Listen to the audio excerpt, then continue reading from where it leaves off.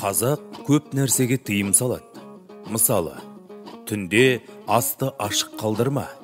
Бетін жаппасаң, шайтан өлген адамның өкпесін салып кетеді дейтін.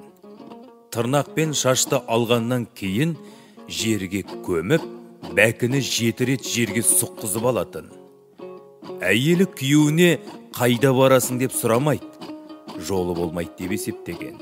Себебі алдын ала еш нәрсені қазақ болжамаған.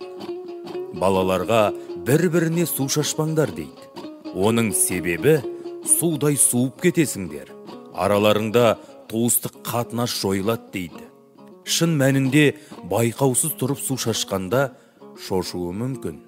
Су шашу жамандық өрт болғанда су шашады. Жаман болды деп қыз баланы босағаға жақын отырғызбаған. Оның себебі қызға қабақ шытпа.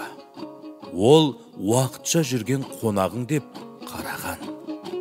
Анаңды 3 рет Меккеге арқалап апарсаң да, бір түн тұрып емізген ана сүтін ақтай алмайсың дейді. Бұл ана мен қызға көрсеткен құрмет. Қыз баланы ерекше құрметтеуі, оның ертең қандай отбасына тап болады деп болашағына алаңдауы. Бұл тыйымда да әйелге деген құрмет жатқан жоқ па?